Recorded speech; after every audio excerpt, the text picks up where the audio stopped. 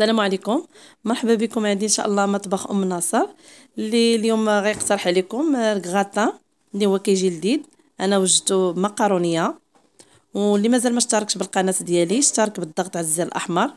المقادير ان شاء الله: عندنا نص بصله محكوكه اللي انا قليتها في واحد معلقه ديال الزيت والملح والابزار، 300 غرام ديال الكفته، حتى هي نفس الشيء، حتى هي درتها في الملحه والابزار. يمكن لكم ديروا الكروفيت ولا لا داند حسب شنو عندك. فخوماج محكوك واحد 300 غرام حسب شحال ما بغيتي، يعني ماشي مشكل الفخوماج ولا حتى النوع ديال الفخوماج.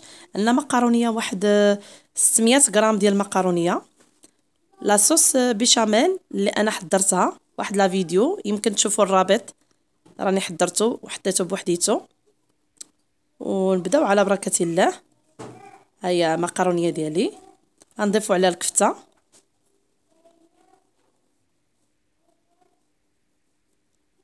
كنضيف نص بصله اللي قلت لكم حكيتها وصوتيتها بشويه الملحه والابزار وزويته واحد معلقه ديال الزيت كبيره.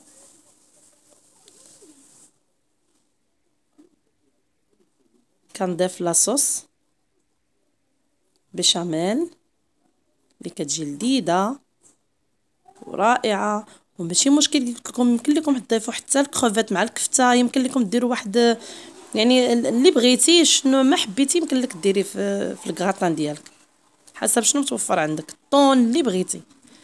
غنمزج الخليط ديالي.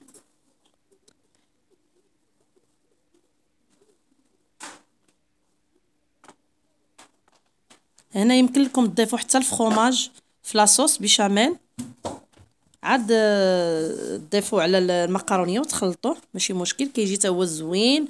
ولا الموتزاريلا حتى هي كتجي غزاله.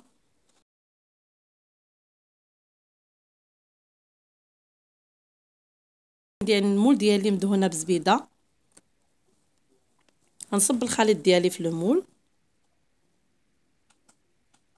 يمكن لك ديرها حتى في الطاوه ديال الفران، يعني الا كانت مربعه عندك صغيره وتسرحيها كتجي ميزور ديالها اللي بغاها رقيقه على حسب شنو بغيتي، يمكن لك ديريها غليظه.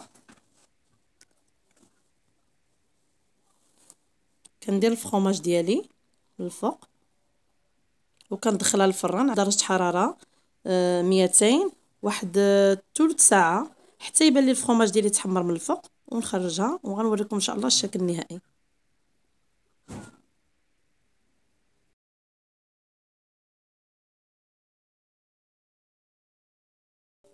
هذا هو الشكل النهائي ديال الكغاتان ديالي، اللي نتمنى ان شاء الله يعجبكم.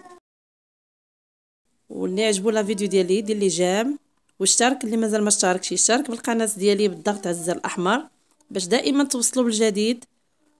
والى وصفه قادمه ان شاء الله.